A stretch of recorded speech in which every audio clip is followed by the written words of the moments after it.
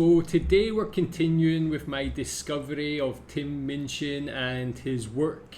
And yeah, thank you again, as I say on my previous videos, for all the recommendations and suggestions for videos to watch for him. Today we're going to be watching this one. This is Tim Minchin's Storm. On all of the videos I've made so far, this one has been highly requested, so of course I'm expecting it to be as impressive as all the other videos I've watched for him. The content or the name of the video, Storm, doesn't really give anything away, as opposed to the other videos I watched, which were quite direct in what the content of the video was about. So Storm, not too sure what to expect, but yeah, obviously I am excited for this one as always. Let's watch it. I think I can speak for contemporary males. I don't know if you guys agree. You get to that point in your life, like I think mostly in the early 30s for men anyway, where you start to realize that everything you want to say, everything you want to express in your life can't necessarily be expressed in comedy song.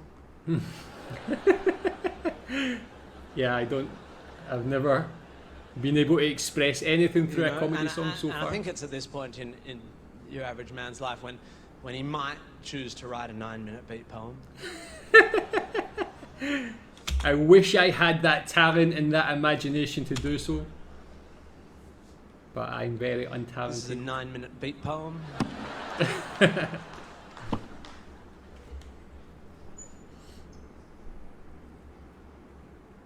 It's called Storm.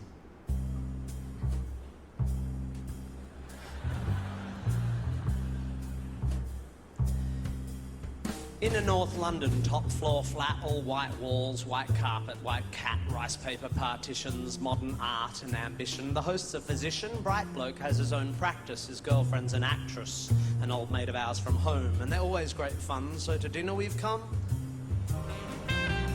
Okay man, this is one I'm going to have to listen to intently. You can hear that it's already very well constructed. It's like he's already painting a picture inside my head. That's how his writing can conjure that kind of scene in my imagination so far. So enjoying it so far. The fifth guest is an unknown. The glass of wine in hand as well.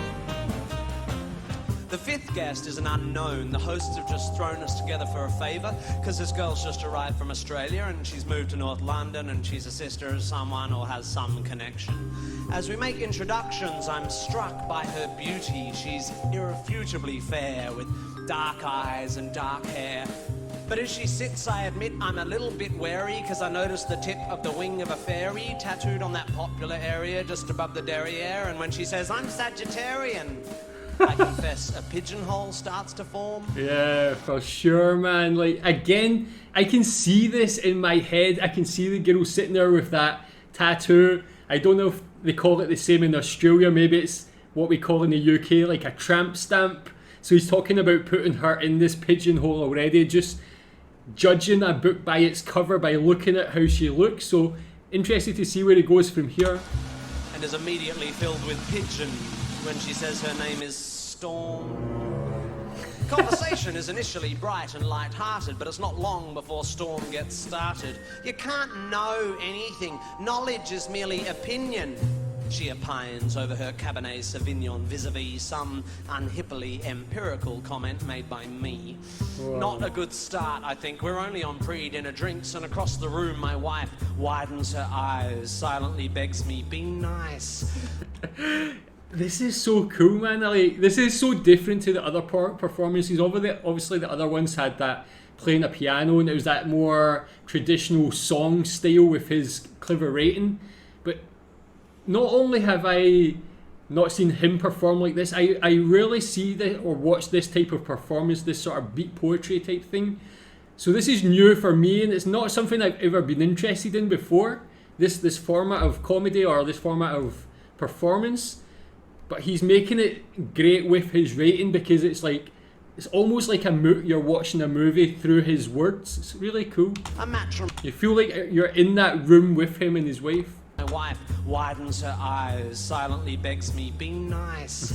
A matrimonial warning not worth ignoring, so I resist the urge to ask Storm whether knowledge is so loose weave of a morning when deciding whether to leave her apartment by the front door or the window on her second floor. The food is delicious, and Storm, whilst avoiding all meat, happily sits and eats as the good doctor, slightly pissedly, holds court on some anachronistic aspect of medical history when Storm suddenly insists, but the human body is a mystery. Science just falls in a hole when it tries to explain the nature of the soul. My hostess throws...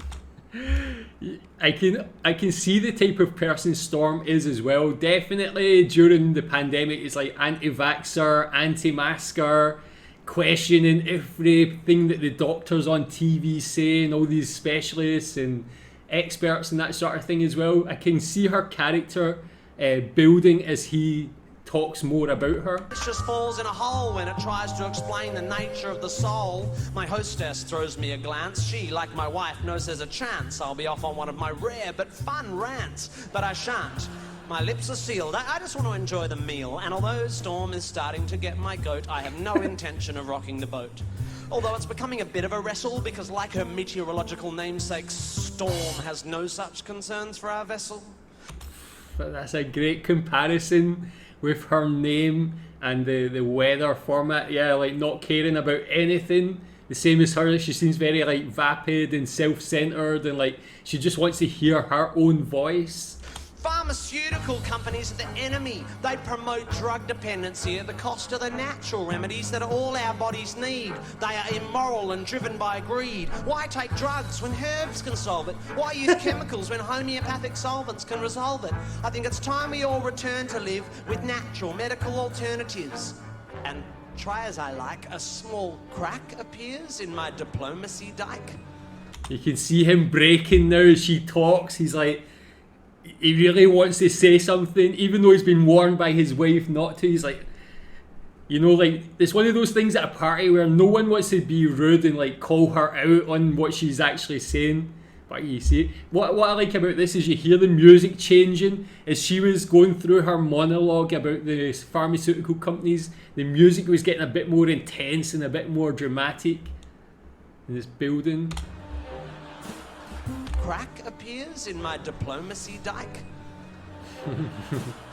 By definition, I begin, alternative medicine, I continue, has either not been proved to work or been proved not to work.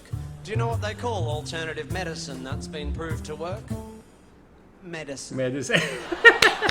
I knew he so was you going to don't say believe something. in any natural remedies? On the contrary, Storm, actually, before we came to tea, I took a remedy derived from the bark of a willow tree. A painkiller that's virtually side effect free. It's got a weird name. Darling, what was it again? Masprin? Oh yeah, aspirin, which I paid about $1 for down at the local drugstore. The debate briefly abates as my hosts collect plates. But when they return with desserts, Storm pertly asserts, Shakespeare said it first. There are more things in heaven and earth than exist in your philosophy. Science is just how we're trained to look at reality. It doesn't explain love or spirituality. How does science explain psychics, auras, the afterlife, the power of prayer? I'm becoming aware that I'm staring. I'm like a rabbit suddenly trapped in the blinding headlights of vacuous crap. Vacuous crap, that's it, man. Look at his intensity. What I like about this performance as well that hasn't been as apparent on the previous performances is he's almost like acting here. This isn't just like a poetry performance. He's like, you can see the expressions in his face, and he's really putting himself in the characters at this party as well. So I'm seeing another side to him that I've not seen on the previous performances, which is good. Maybe it's the Hamlet she just misquaffed, or the sixth glass of wine I just quaffed, but my diplomacy dike groans, and the asshole held back by its stones can be held back no more. Look, Storm, sorry, I don't mean to bore you, but there's no such thing as an aura. Reading auras is like reading minds, or tea leaves, or star signs, or meridian lines. These people aren't plying a skill. They're either lying or mentally ill. Same goes for people who claim to hear God's demands, and spiritual healers who think they've got magic hands. By the way, why do we think it's okay for people to pretend they can talk to the dead? Isn't that totally fucked in the head, lying to some crying woman whose child has died and telling you you're in touch with the other side? I think that is fundamentally sick. We can just end that part there. That is so true, man. These grifter, talk to the dead people, man. Like, you see this performance so far, he's like, not only is he building a story and putting in those comedy parts and like really playing that role and setting a scene, he's also getting an important message across here, which is like all these things he's talking about, all these grifters that take advantage of weak people or people that are having issues and things like that. They're really scum, if that's not too strong of a word. And it's great to see he's really calling them out with this performance. Do we need to clarify here that there's no such thing as a psychic? What are we, fucking two? Do we actually think that Horton heard a who? Do we still believe that Santa brings us gifts, that Michael Jackson didn't have facelifts? Are we still so stunned? I was going to say something else about Michael Jackson, but yeah. Santa brings us gifts, that Michael Jackson didn't have facelifts? Are we still so stunned by circus tricks that we think the dead would want to talk to pricks like John Edward? I don't know who John Edward is. To her credit, despite my derision, keeps firing off cliches with... Storm, to her credit, despite my derision, keeps firing off cliches with startling precision, like a sniper using bollocks for ammunition. That is a great, thing, man. Like a sniper. Startling precision, like a sniper using bollocks for ammunition. You're so sure of your position, but you're just closed-minded. A vivid picture he paints. You're so sure of your position, but you're just closed-minded. I think you'll find that your faith in science and tests is just as blind as the faith of any fundamentalist. Wow, that's a good point. Let me think for a bit. Oh wait, my mistake, that's absolute bullshit. And that's another thing I mentioned in one of the previous videos. The word faith is so important in religion and all these other things. Things that people are trying to sell, something that's a lie. The way they get you to believe is just have faith. It's fucking bullshit, man. Science adjusts its views based on what's observed. Faith is the denial of observation so that belief can be preserved. If you show me that, say, homeopathy works, then I will change my mind. I will spin on a fucking dime. I'll be as embarrassed as hell, but I will run through the streets yelling, "It's a miracle! Take physics and bin it! Water has memory, and whilst its memory of a long-lost drop of onion juice seems infinite, it somehow forgets all the poo it's had in it." You show me that it works and how it works, and when I've recovered from the shock, I will take a compass and carve fancy that on the side of my cock. Everyone's just staring now, but I'm pretty pissed and I've dug this far down, so I figure, in for a penny, in for a pound. Yeah, it's like, you can see like him at this party, the way his personality is changing through this performance is how he would be at that party, where he started off a bit more timid, didn't want to say anything. Now he's just letting loose, getting everything out, man. Life is full of mysteries, yeah, but there are answers out there, and they won't be found by people sitting around looking serious and saying, "Isn't life mysterious? Let's sit here and hope. Let's call up the fucking Pope. Let's go watch Oprah interview Deepak Chopra." If you want to watch telly, you should watch Scooby-Doo. That show was so cool because every time there was a church with a ghoul or a ghost in a school, they looked beneath the mask, and what was inside? Oh, a fucking janitor or the dude who ran the water slide. Because throughout history, every mystery ever solved has turned out to be not magic. Does the idea that there might be knowledge frighten you? Does the idea that one afternoon on Wikipedia might enlighten you frighten you? Does the notion that there might not be a supernatural so blow your hippie noodle that you'd rather just stand in the fog of your inability to Google? Ooh. One thing I've not mentioned yet is like, not only is he creating this vivid story and you can like see yourself there, the actual technical writing of this, where the words actually rhyme, it is a poem. It's so difficult to do. Not only that, he's using like some very descriptive words that are not as commonly used in like normal comedians' performances and that sort of thing. The rating on this could be the best one yet. It's just insane. Isn't this enough? Just this world? Just this? Beautiful, complex, wonderfully unfathomable natural world?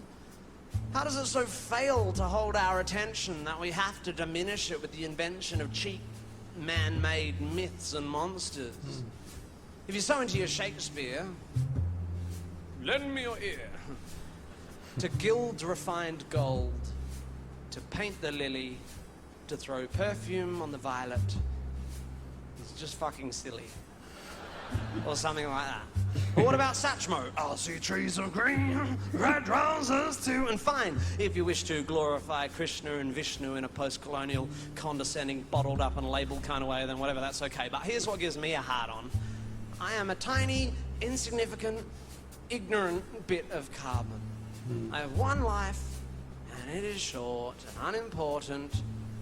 But thanks to recent scientific advances, I get to live twice as long as my great uncles and aunts. I think he's like, it's like as if he's getting more drunk. Like he's drinking his wine, but he's at this party and he's been drinking. You can hear his like voice slurring the words. I think that's an interesting touch. Twice as long to live this life of mine. Twice as long to love this wife of mine. Twice as many years of friends and wine, of sharing curries and getting shitty at good-looking hippies with fairies on their spines and butterflies on their titties.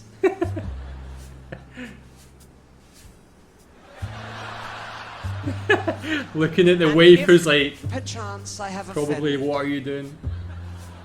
think but this and all is mended. We'd as well be 10 minutes back in time for all the chance you'll change your mind. What a way to finish. Let's just hear that again, man. That was very clever.